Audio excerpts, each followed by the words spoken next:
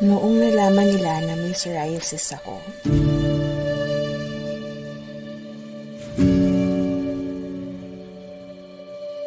sabi nila, galis yan. Sabi nila baka nanunuraw ako. Kakalaro ko sa labas ng bahay. Sabi nila baka may nakain lang daw ako na hindi maganda. Sabi nila, sa hangin daw ito nakukuha. Mawawala rin daw to. Sabi nila, gamitin mo ito. Magsabon ka nito. Uminom ka nito. Gagaling ka. Sabi nila, mag-sweater na lang daw ako para walang makakita. Sabi nila, lumayo ako. Baka nakakahawa yung balat ko.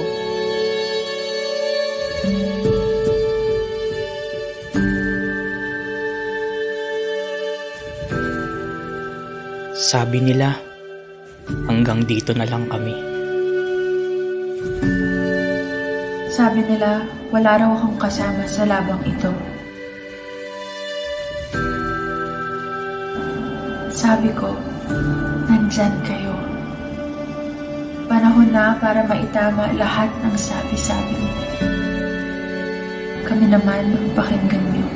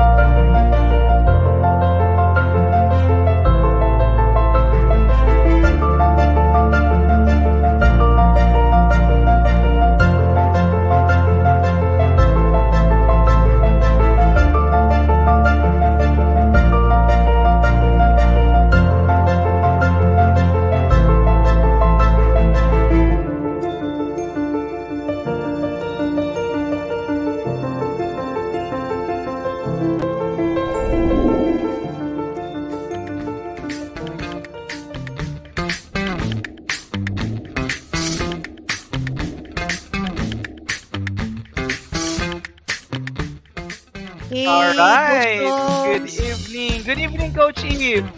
Good evening, Coach Jom. So, gabing-gabi na, no? Online pa rin tayo. Anyway, kamusta po, Coach Joms? Ito okay naman. Actually, very curious ako sa topic natin. Ang haba, no? Neurofibromatosis awareness. Actually, kanina nga habang nagpa-practice tayo, sinasabi ko, paano ba to bibigkasin? Neurofibromatosis. Tapos sabi ni Direk, NF na lang. O NF na lang daw. Actually, nag-search din ako. Parang NF nga yung parang ano niya, no? Parang shortcut or abbreviation niya. Yes. Anyway, to our weekenders, it's Saturday again. Saturday evening. I'm Coach Joms, one of your hosts, and my co-host here. Ito pala. Ito, andito ako.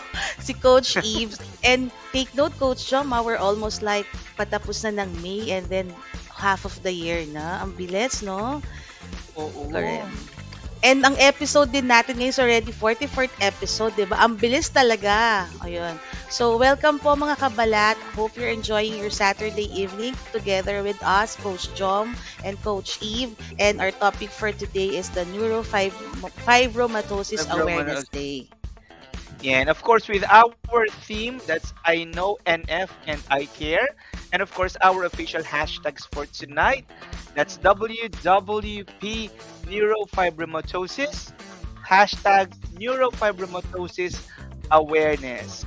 Ayan. Yes. Okay. Sorry. Okay. Aside from that, we also would like to congratulate si Hannah.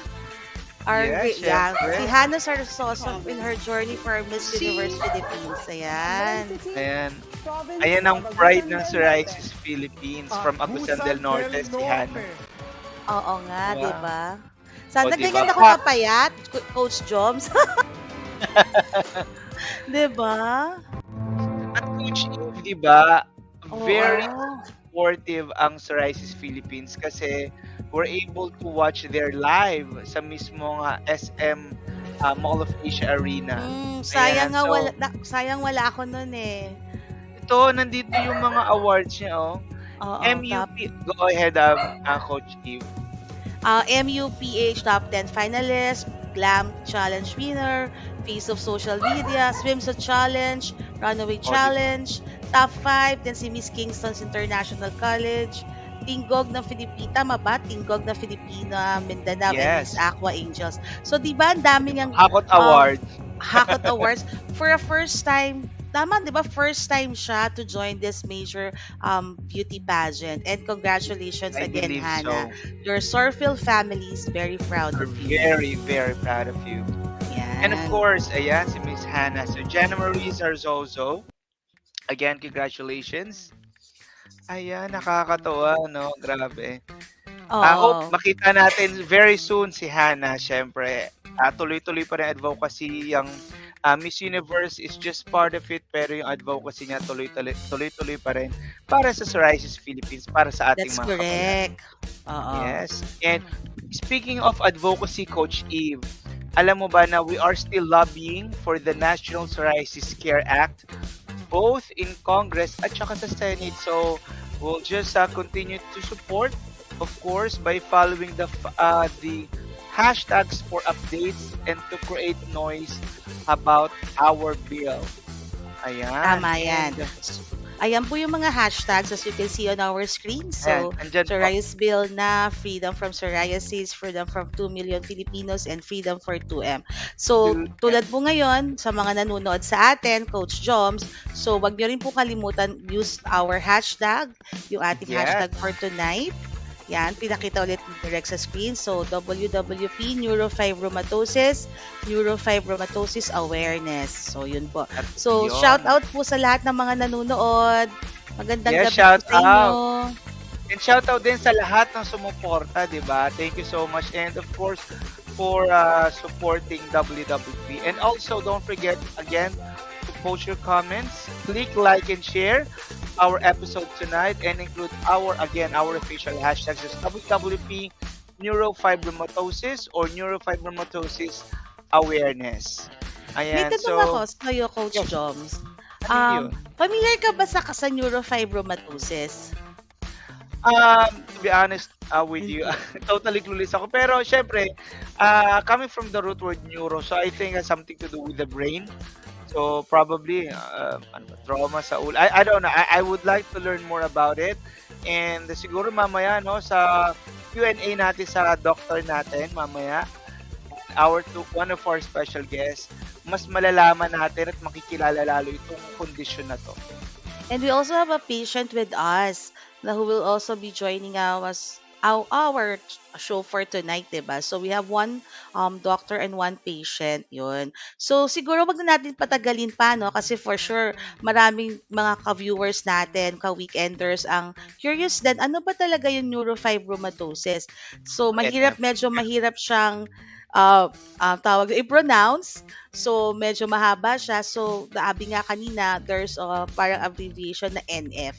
So, would you like to do the honor of presenting our guest for tonight, Coach Joms?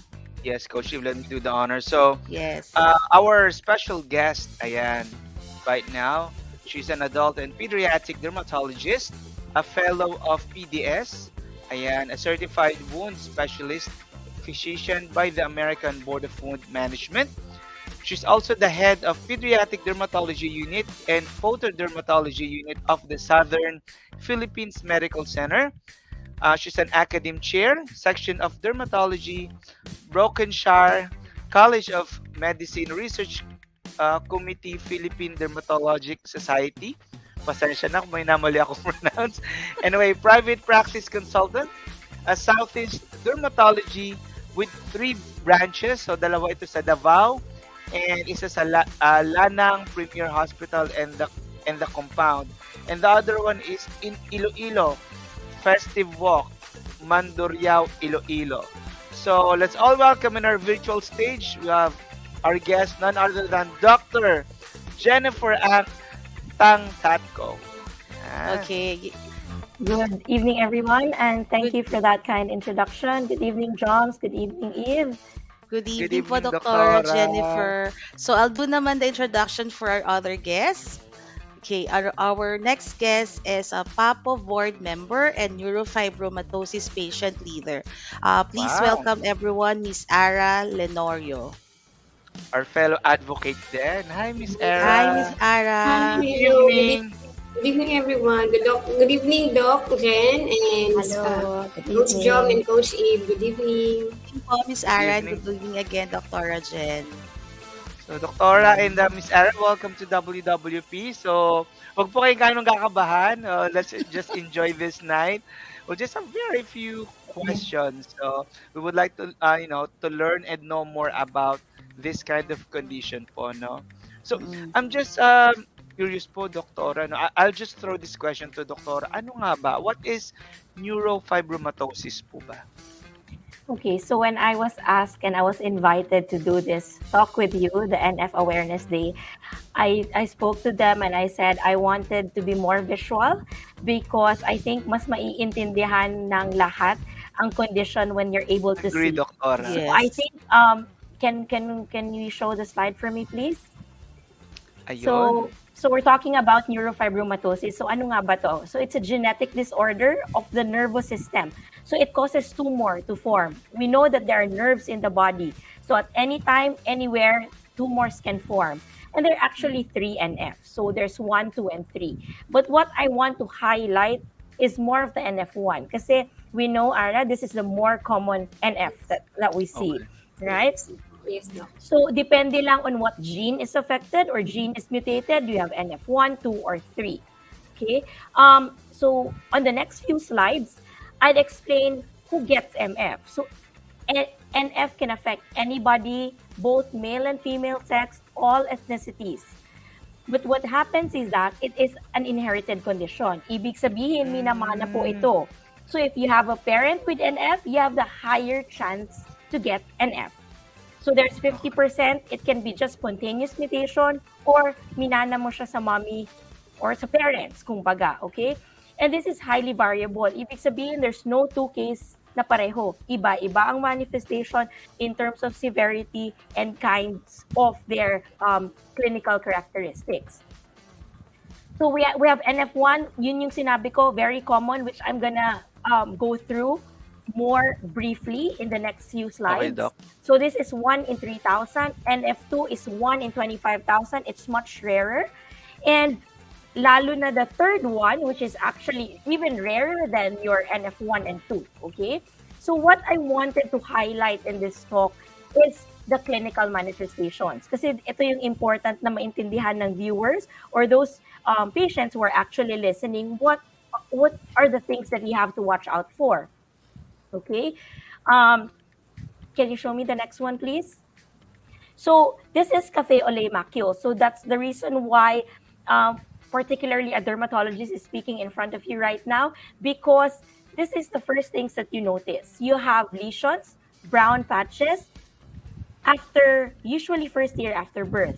And when you count, pag marami, ibig sabihin the presence of 6, it's a highly suggestive of your NF. Okay? That's the reason why dermatologists ang nagsasalita ngayon. Even if, like Joms earlier mentioned, it's neuro, maybe it's more of the brain, but the manifestations come in first would be skin. The derma. Yes. Oh. So the next one would be freckling. Usually this one nakikita sa mga singit. So it's in the folds. It's axillary and inguinal sa kilikili and sa singit. Okay? Next manifestation would be your leash nodules. This is more a technical term, but this it's important that we seek a consult with an ophthalmologist kasi they have to do an examination for this. Ibig sabihin, at birth, when we see the marks, the brown patches, and the freckling, we have to see an ophthalmologist later on to check for these eye lesions. Okay? The next one would be neurofibromas. Ito yung pinaka-common. I think Aaron would agree with this statement that this is the most common neurofibroma in NF.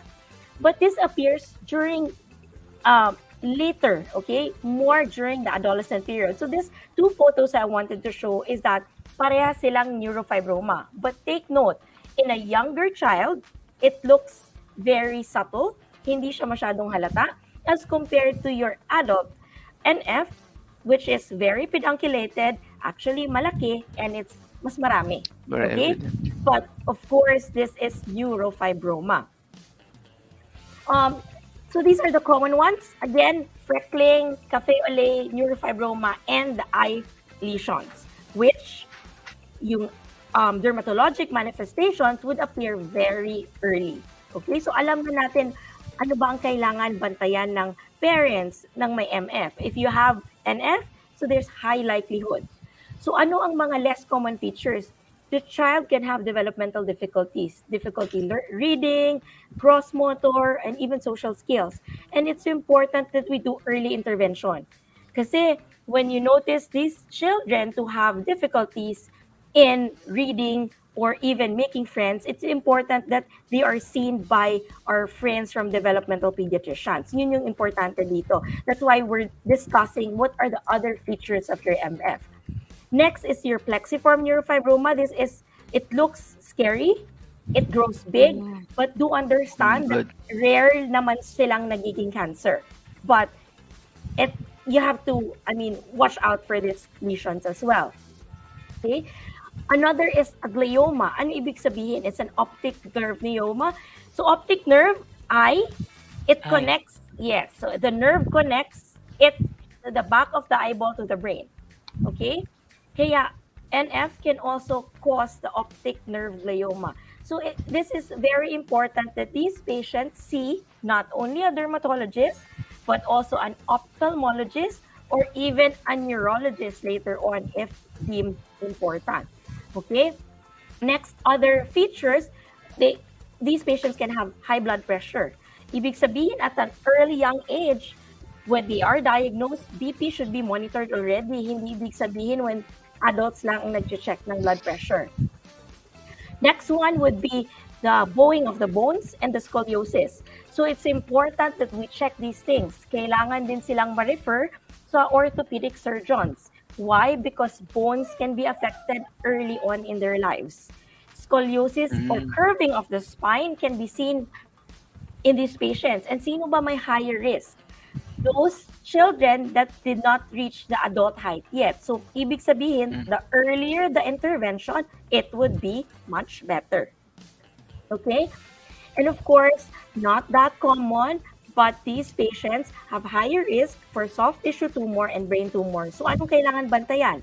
Problems in vision, pain, or sometimes headache pag meron. Okay? So, those are the things that we have to watch out for in your NF1. Moving on to the next, we have growth. Okay? So, paminsan, they can be excessively tall or heavy, but others naman have short stature. So, it's important that growth should be monitored as well. So, these are just, but I think the main thing now is how do you actually diagnose? Okay?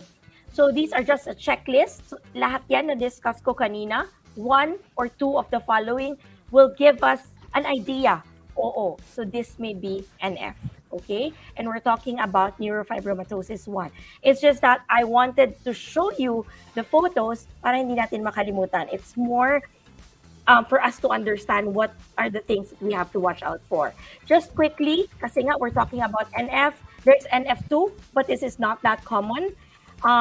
Manifestations not so much on the skin, but usually for these patients, more on the balance and the hearing, okay? So, ito yung not so much in terms of skin manifestations, but brain, hearing, visual, spinal tumors. Not so much for the skin for NF2, but this is not that common. The last one would be your schwannomatosis, which is also NF, but much more rare than your NF1 and NF2. This time naman, unlike your skin manifestations for your NF1, these would manifest more on central nervous system. So mostly brain, hearing, and so on. So ito ata yung sinabi ni Joms kanina, more neuro. Okay? But do understand the more common NF is actually manifesting with skin. Okay? And then, so ito yon, like what I've mentioned earlier. And of course, I want you to remember that living with NF is not easy. So these individuals, based on studies, they have lower quality of life. This is correlated by pain, anxiety, and depression. Sometimes the physical appearance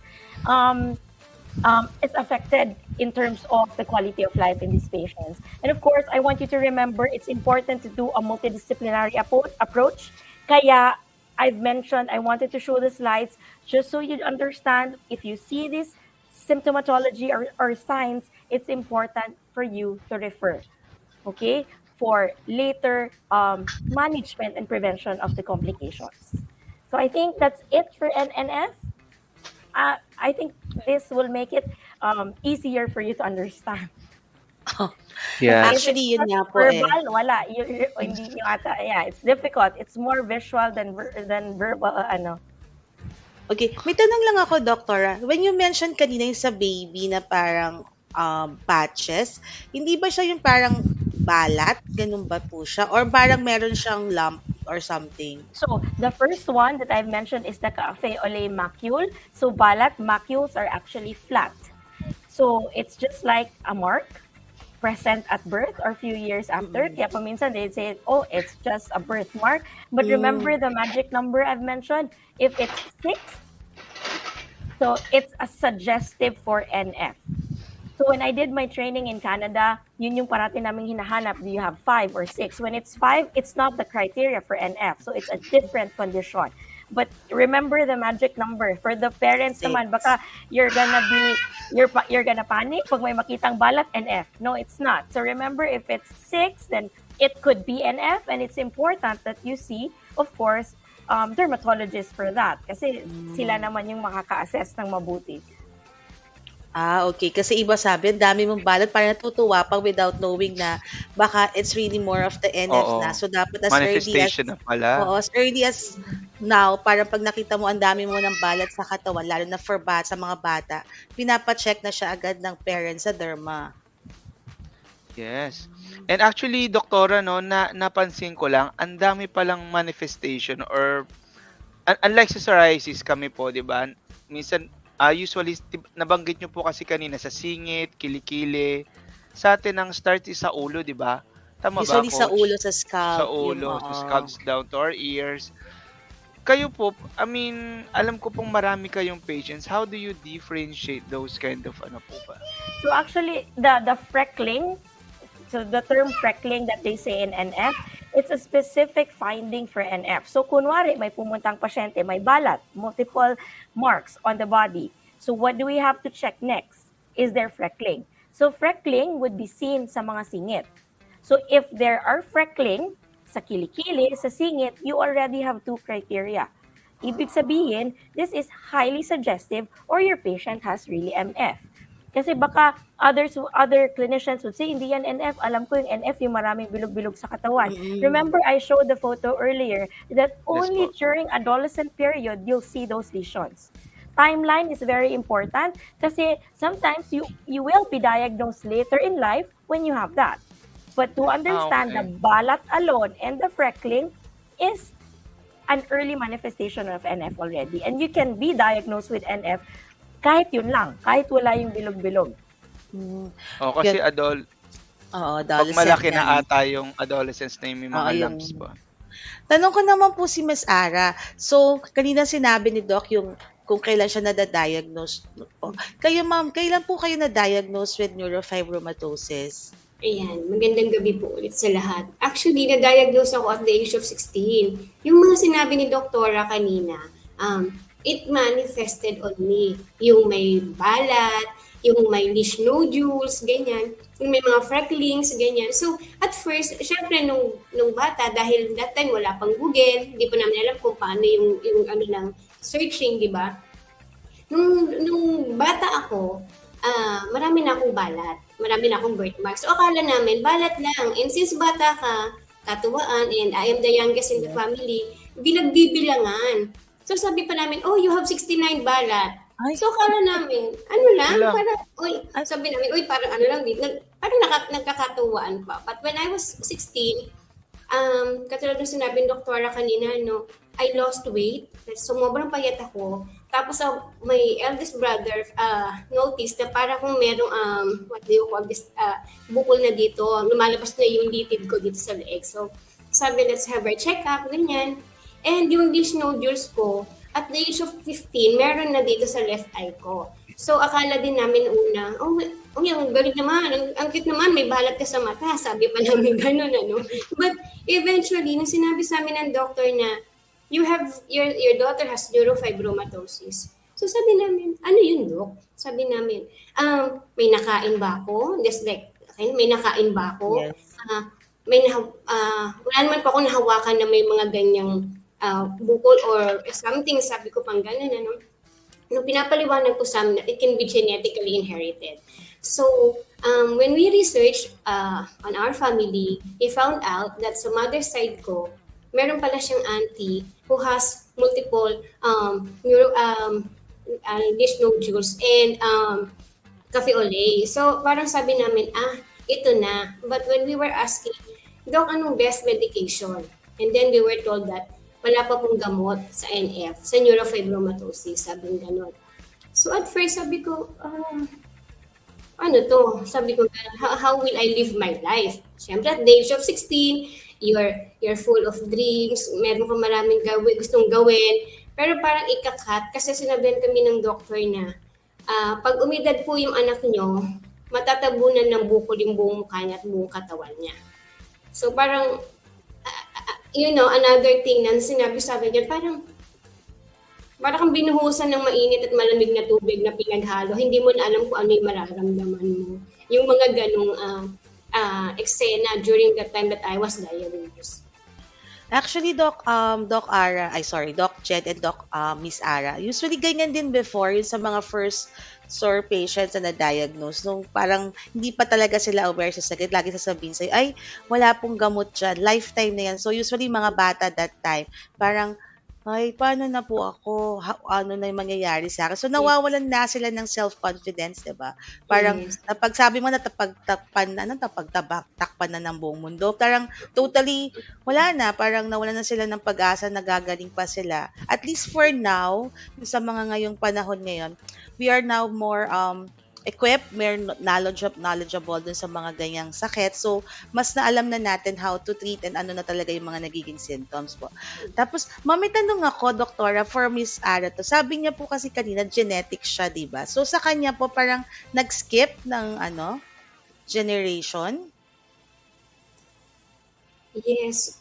I'm sorry, Coach Eva. Sa akin kasi, parang ang nangyari is, nung sa generation ng aunt ng mother ko meron, pero sa generation niya wala. Tapos sa generation namin meron. Among the family, ako lang yung meron. And among the generation, kami na sa amin na nasa side ng mga cousins ko, ako lang ang meron. So sabi ko nga, when they said that it genetically can be passed on, sabi ko, pwedeng yung mga anak ng kapatid ko magkaroon or pwedeng mga magiging anak ko. Sabi ko, parang, wag naman. Siguro parang sabi ko, this will be fine kung ako yung meron, pero wag na yung mga anak ng kapatid ko or wag na yung magiging anak ko. Kasi, to give you a short story din, yung mga pamangkin ko, lahat ng pamangkin ko, kung saan ako may spot ng balat, may tagi-isa silang spot ng balat.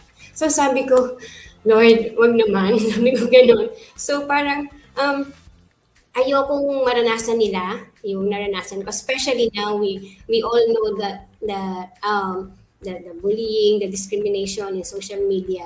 And mahirap minsan when it comes to yung sinasabi din doktora on the mental health of a patient who has NF, especially pagka physical appearance yung affected, it was really, really hard. Napakahirap po na apektado ang physical appearance ng isang pasyente na may NF. Ayun. Nabanggit niyo po, no, Miss Ara, it's really affecting your quality of life. I just want to ask, this is really out of the context, no? Are you also part of the PWD po? Kasi grabe yung Yes, right now, before medyo hirap kaming makakuha, but because of the Rare Disease Act na ipinas, that NF is already part of a person with the PWD. So, Apo. yes, we are. Okay. How for doktora po, like for example kay Miss Ari, pinagdadaanan niya, ano po ba yung mabibigay niyong tips on how they could properly manage or treat this? I mean, apart from, of course, pagpunta po, pag-consult sa mga doctors, ano po ba yung, like for example, tulad po niya, nabanggit niya na yung pamangkin niya, may mga balat na, I mean, what are the things or tips or anything na dapat tignan agad or gagawin po agad? With any genetic disorder, because we're dealing of, remember, NF is a genetic disorder, ibig sabihin minamana siya. You mentioned skip years a while ago. Since it's an autosomal dominant condition, meaning hindi lahat ng anak magkakaroon. 50% of the chance they may not have NF, 50% may have NF. So, I think with any genetic disorder, kahit NF or any form, it's important to have like genetic counseling. You have to understand the condition. You have to understand how many percent of my offsprings or ilang percent sa aking mga anak will have the possibility of having the said condition. Because it's important that we do family planning. I had a patient earlier, which I did rounds, same baby, not NF, but a genetic condition. First baby ng parent. So I had to tell them, it's important that you understand the condition, know the complications, know the possible sequelae of this condition, and understand kung ilang percent ba sa mga anak mo ang magkakaroon. And then moving forward, if you have children, you know already what to watch out for. And alam mo na it's important to seek consultation early on than later. Because sometimes just a simple balat is a sign of NF. A simple problems in terms of school, math, English, reading, social skills. Minsan kasi others would say, okay lang yan, balat, matagal lang talaga nagsalita, matagal lang talaga. So it's important that you understand. I think that's the bottom line of any condition naman. And in any genetic disorder, you have to understand ilang percent ang magkakaroon sa mga anak ko at sa mga pamangkin ko. And at least with that, you understand that once your child has a single sign, then you seek consultation right away. Kasi of course, we know that the earlier you seek help, the earlier or the more chances that you prevent the complications. So, dapat po pala hindi mo ipagbabawalang bahala kapag may napansin ka ng kakaiba dun sa skin ng anak mo, lalo na kung madami talaga yung sinatawag nating mga balat. Like Ara mentioned earlier, she has 69, sumobra na siya sa magic number natin. So, yeah. Kasi ibang parents kasi parang natutuwa pa, daming balat ng anak ko, something. Diba? May tanong din po ako for Doc Jen. Di ba po may mga different types siya? Yung po bang type 1, pwede siyang mag-evolve to type 2 or dun sa isang No. Type 1, 2, and the other one are 3 different types because they have a specific gene mutation. So when you have the certain mutation, you get the 1. If you have the mutation for 2, then you get the other one. So hindi pwedeng nagpo-progress si NF1 to schwannomatosis or the one will progress to the other. So it's a specific gene mutation for a specific condition. Okay. Thank you po. At least malinaw yun kasi baka mamaya yung ibang meron matakot lalo sila na ay baka mag ano, With 'di ba, mag-iba, NF2. mag-evolve to 2 to 3, ayan. Ma'am, tanong ko na rin po, how do you manage, Miss Ara, your condition po, yung neurofibromatosis? Ako siguro one thing I've learned with this condition, ano, sabi nga ni Doc kanina, no, neurofibromatosis is hard to spell, hard to pronounce, pero the hardest part is to live with it. But siguro ako one thing is I took it as a challenge for myself na nung sinabihan ako na parang buong katawan mo at mukha niyo po tutubuan ng bukol. So sabi ko parang sige, sabi ko would believe it or not, I had parang sabi ko nga one-on-one talk with God. Sabi ko, Lord, I will accept that challenge. Sabi ko ganun, I'll accept this. But ang hihingin ko lang po is kung ano lang yung lalabas sa katawan ko, yun lang. And ako na lang. So with that, luckily, I've been living this condition for 30 years now. And I'm working as a broker liaison officer. And I'm also working in a company owned of my sister. So, malaking bagay kasi yung trabaho ko is also part of you have to deal with people. You have to face people. So, nowadays, nakakatuwa na rin naman na may mga taong very sensitive who will ask you, I hope you won't mind, I hope you won't get offended, may we know what is your condition. So, pag pinaliwanag mo sa kanila, malalaman nila, may ganyan pala silang sakit. Minsan nga sasabihin, kapatid ba kayo ni psoriasis or kapatid ba kayo ng monkeypox or kapatid ba kayo ng scoliosis? So parang kinoconnect nila yung condition, parang ang tawag na is kapatid. So parang with this, parang sabi ko nga, I won't take it parang as a disease but a condition that I know that somehow ang magiging manifestation din sa ibang tao na despite of my condition, sabi ko, I might be different, but I can always make a difference, di ba? Wow, that's good. Speaking of that difference po, no, same with other conditions kasi, di ba, may mga myths or misconceptions yan eh. Could you share with us, or probably Doktora or Miss Ara, may mga, may mga misconceptions po ba about this condition? I think before Ara would mention a few, what I want to highlight with the misconception is that this condition is not contagious. I think it's very important to understand because NF would have many skin manifestations. Pwedeng kukonte, few bumps on the body, but what Ara mentioned, it can be all over the body. So people should understand that even if you see these patients beside you at church, in the public transportation, do understand that they are not contagious. So I think yun yung very important for this NF Awareness Day.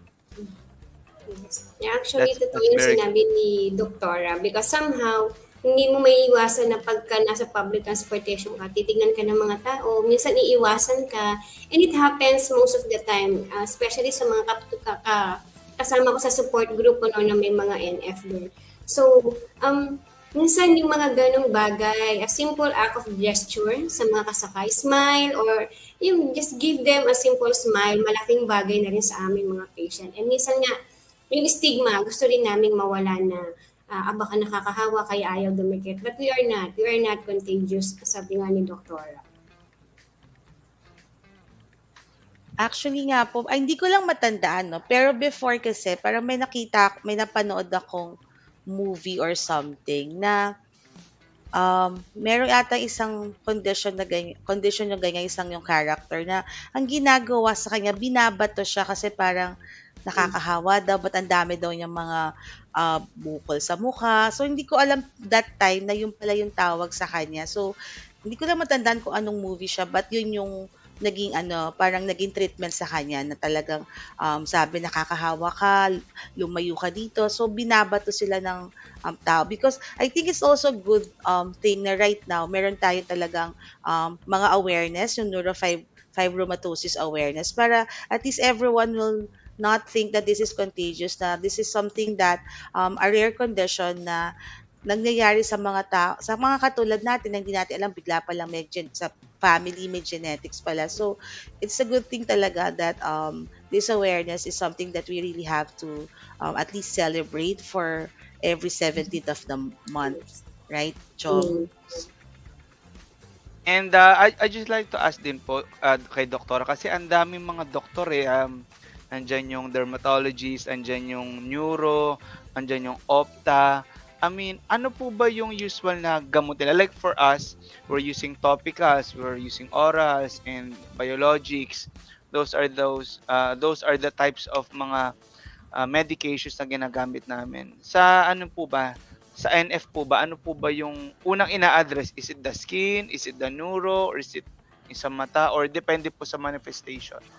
So actually to date, no, there is no known treatment for your NF. It's more supportive treatment or supportive care as complications arise. So ibig sabihin, the earlier you get it in the stage, the better you manage the condition. Kaya when you see this lesions early on at birth, you want to refer them right away.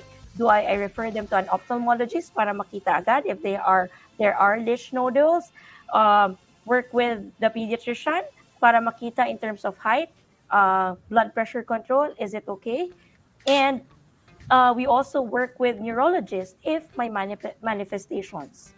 So it's not more on the treatment per se, but preventing the complications as they come. All right. Doctora, just a follow-up question.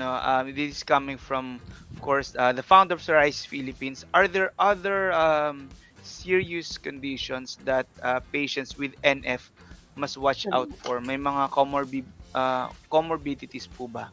So yung talking NF po? talking about comorbidities, we'll start with that. I mentioned earlier, hypertension is one. Kaya children with MF should have BP monitoring. Hindi ibig sabihin adult lang ang nagmo-monitor ng blood pressure.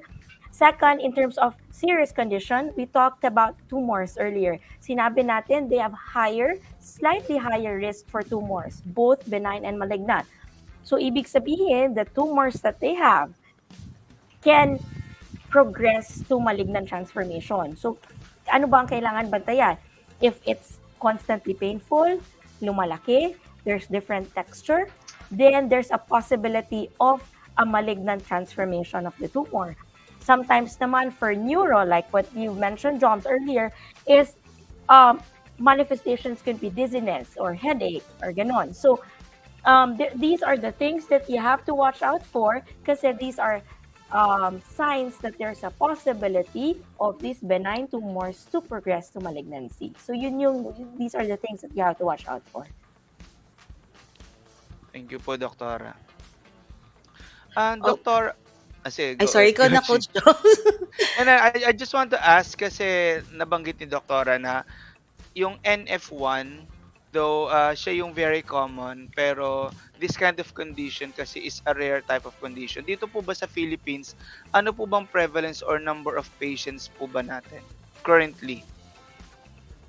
If you have any record po, Doktora, sorry. I'm not quite sure in terms of how prevalent, but I think in terms of how often do you see, it's actually 1 in around 3,000 as compared to 1 in 25,000 for your NF2. But I think the support group, Ara, do you have a number in terms of Philippines? Ilan ang nagkakaroon ng NF? But in terms of worldwide, it's 1 in 3,000. I think Ara can give you a better number for this. Yeah, thank you, Doc. Actually, sa page namin, no, the Neurofibromatosis Friends Philippines, it's a mix of of NF patient there. We have NF1 and NF2 patients. So most likely, we have already 400 to 500 members. So marami na rin talaga siya. Actually, marami talaga siya. And if you will think of it, parang at least 2 million people is affected of NF, both NF1 and NF2. Worldwide. Marami na rin. So we have, may mga support group din from other countries, like in the US, like in Australia, in New Zealand. So marami na rin people living with NF who sometimes is very very vocal na rin, and talagang nakikita na rin kung on how they also spread awareness about NF, and also how they become an inspiration for other patient and other people, maybe with NF or non-NF patients. So, yun yung malaking bagay din na naitutulong ng support group. So, oo nga po, nakisasabi niyo po may support group. Sabi rin ni Doktora, since wala tayong treatment for that, it's really more important na talagang meron support coming from family, friends, and also yung support group ng neurofibromatosis group. Kasi syempre, sino po ba makakaalam or makakatulong sa atin kung hindi rin yung kapwa nating patient? Patient, yes. Actually, recently, we just have yung parang small get-together of NF for just to celebrate also NF Awareness Month para sa aming mga NF patient dito sa Philippines. Yan. Ayun, Joms, habang kanina nawawala ka, syempre, pag live may mga technical difficulties yan. Nasabi nga ni Miss Ara na nagkaroon daw sila ng get-together din. Di ba parang tayo lang pag nagkaka-get-together sa PsorPhil? Yun. Ayun, sorry. Ang hirap pag may mga kiddos sa paligid. Actually, wag ka mag-alala. Kapag live talaga, may mga technical difficulties yan. Buti nga yung mga dogs ko, tahimik pa ngayon eh. Oo. Ayun. So, actually, natutuwa lang ako kasi habang pinapakinggan ko si Doktora, it's like you're also talking sa mga doctors din natin. Although, syempre, from PDSC si Doktora, parang may similarity rin, when it comes to quality of life, when it comes to how they handle, yung mga fears nila halos the same, di ba? So, ikaw ba, Coach Eve, same rin ba yung experiences mo? Yung mga fears? Oo. Yung acceptance, Oo naman. no? Acceptance. Siguro din before, parang tulad ni Miss Ara, noong panahon na yung bata rin ako na-diagnose, at sinabihan ako, ay, wala na yung pag-asa, walang gamot yan, lifetime na yan. Hello, parang I'm around 16 that time, sasabihin sa'yo, ganun, nasa high school. Parang gusto ko sabihin sa doktor, bakit? Ganun. Ang dami ko talagang pinuntahan din, doc, mga iba't ibang derma just to say na ganun nga. Tapos yung nga sabi, parang wala pa daw treatment. So parang ikaw na bata ka that time, para mawawalan ka ng pag-asa, di ba? Ayun. So ganun din naramdaman ko before.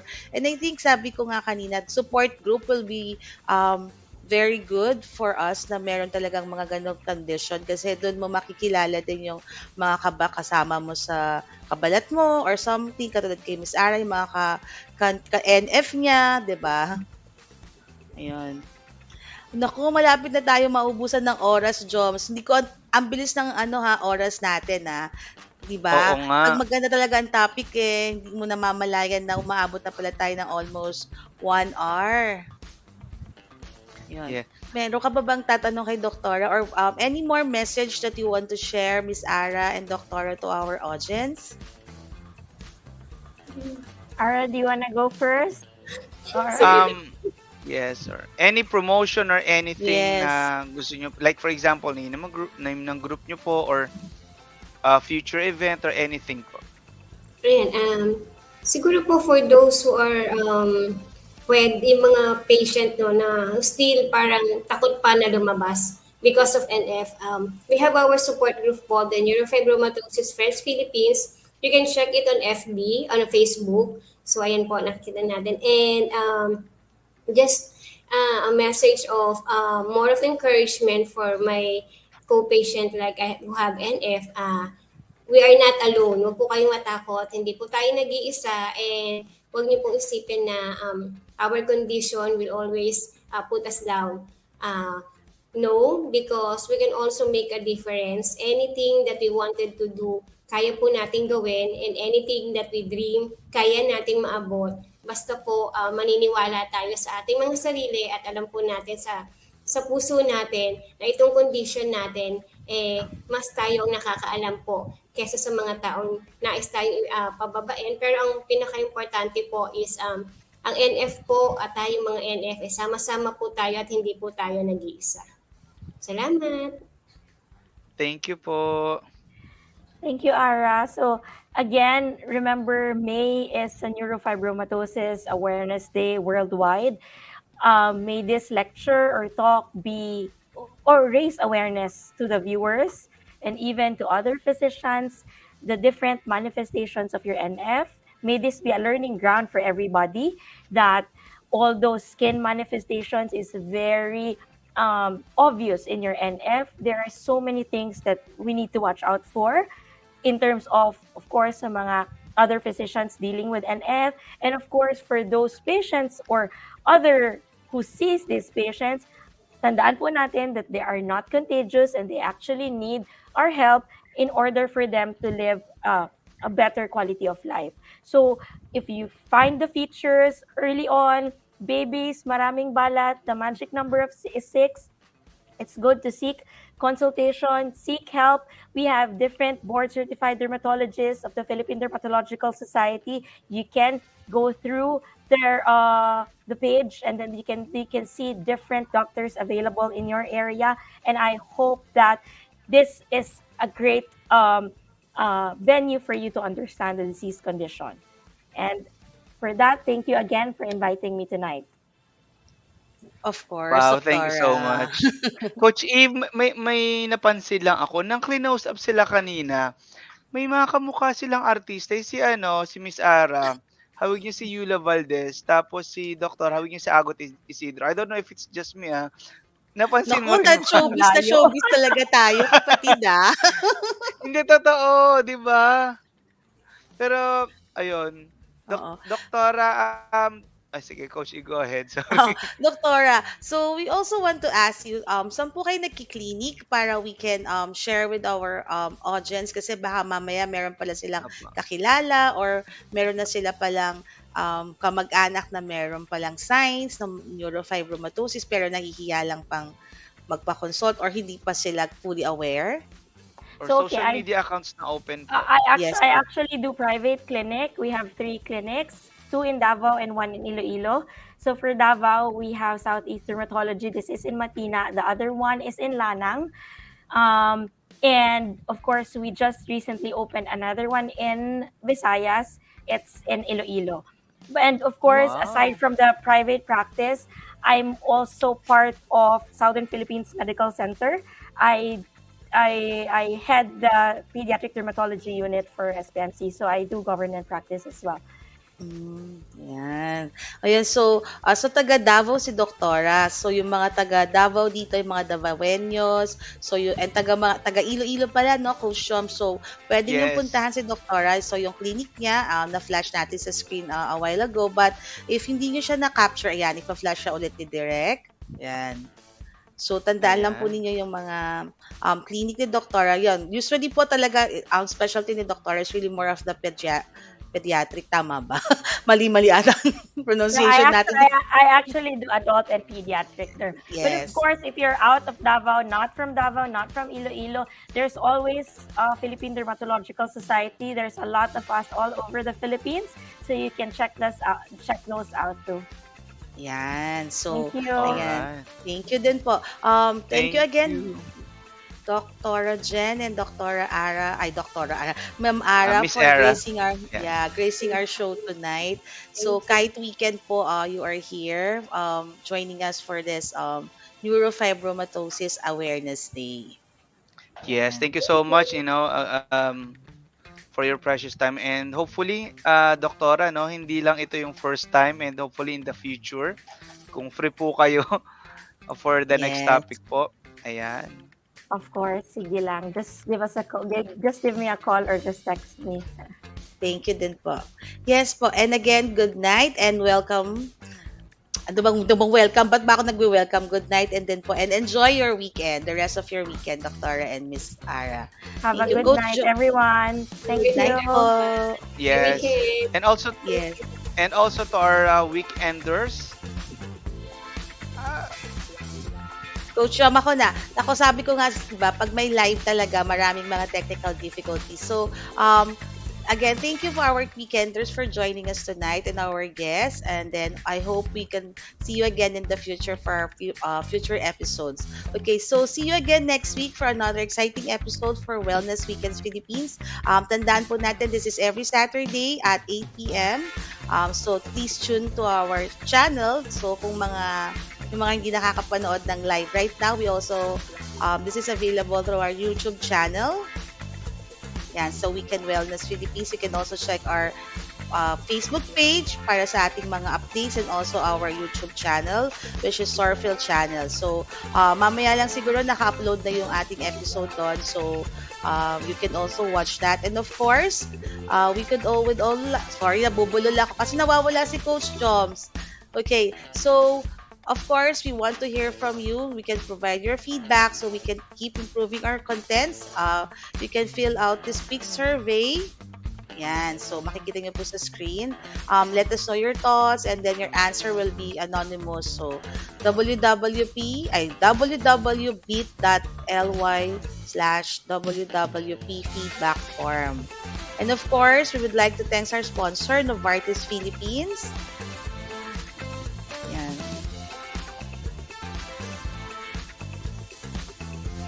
So, Novartis Philippines, thank you for being our number one supporter for our Wellness Weekend Philippines. Ayan. So, ano pa po ba? Ano pa ba masasabi ko? Sabi kasi ni Coach Joms nawala na talaga siyang tunay. Ang hirap po talaga kapag live, no? Ang daming technical difficulties na nangyayari. But again, thank you so much, Dr. Jennifer and Miss Ara, for gracing our show tonight. At hopefully, hindi po kayo magsasawang to join us for our other episodes in the future. O, Coach Jom, ikaw na. Uy, nakamute ka, brother. Again, thank you so much, Doctora and Miss Ara, for being our guest, and hopefully in the future po, no? And see you again next week. Wellness Weekends Philippines, your official channel for your weekly guide on health and wellness. So may I invite, of course, our broadcast team to join us.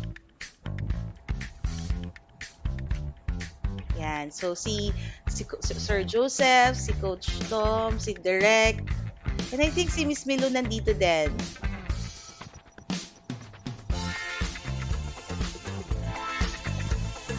Yan. So, magandang gabi ulit po mga kabalat, and thank you for joining us for this 1-hour episode of our micro. See you next week. Thank you. See you next week. Happy weekend, guys. Thank you, Doctora. Thank you, Ara. Thank you, Doctora. Thank you, Miss Ara.